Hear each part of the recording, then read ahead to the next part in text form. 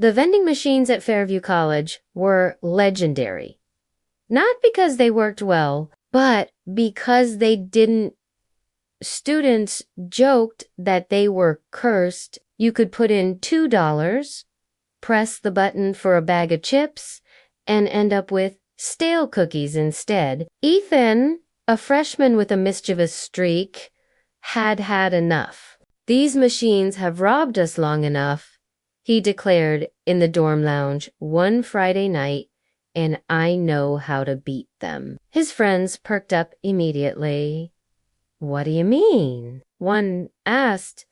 "I've been studying the mechanics," Ethan said proudly, pulling up a TikTok video on his phone. "There's a way to trick the flap. If I do it right, we'll have unlimited snacks. Gentlemen, tonight we feast." Of course, half his dorm followed him, phones in hands, eager for a show. They crowded around the machine in the lobby like it was a boxing match. Ethan cracked his knuckles and got to work. He inserted $1, pressed a few buttons, and tapped the side panel. Nothing happened. A nervous chuckle rippled through the crowd. But then, clunk, a Twix bar dropped into the tray. The group erupted with cheers. Ethan raised the candy like a prize. And that, my friends, is how you win against the system.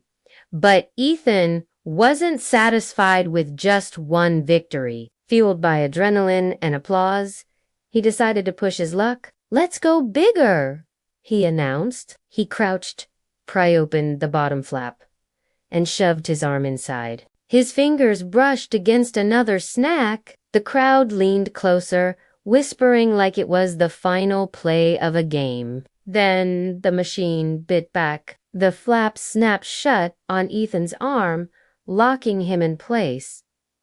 He yanked, but it wouldn't budge. His friends laughed, thinking he was clowning around. "Come on, dude. Stop pretending," one said. But as Ethan struggled harder, his face turned red. "I'm serious.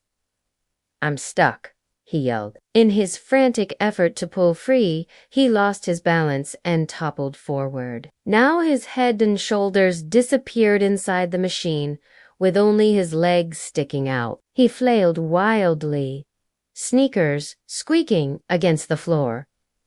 The lobby erupted. Someone shouted, "He's part snack now." Another added, "Quick, press B7. Maybe it'll dispense him." Phones were recording from every angle. Within minutes, the video was live on social media. Ethan's muffled voice came from inside. "This isn't funny.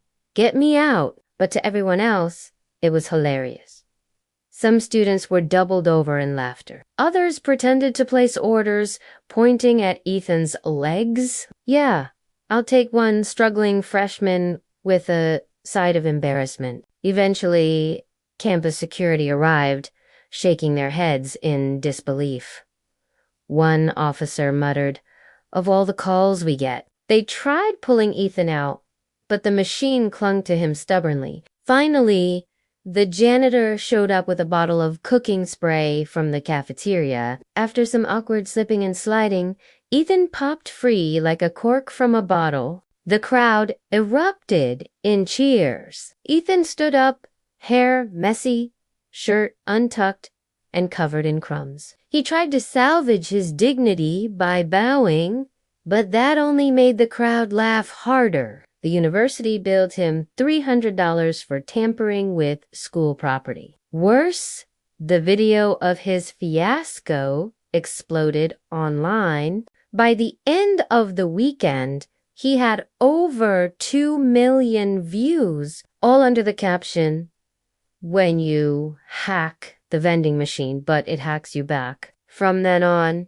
Ethan couldn't escape his new nickname, Snackman. Professors used it, classmates whispered it, and even the cafeteria workers teased him. At graduation, someone shouted it from the crowd, and the whole class laughed. Years later, Whenever Ethan visited campus, he avoided the vending machines entirely. "I learned my lesson," he admitted sheepishly. "The only thing I got for free that day was humiliation." And the machine, still standing in the lobby, proudly sporting a handwritten warning sign, "Do not climb inside. IT will win."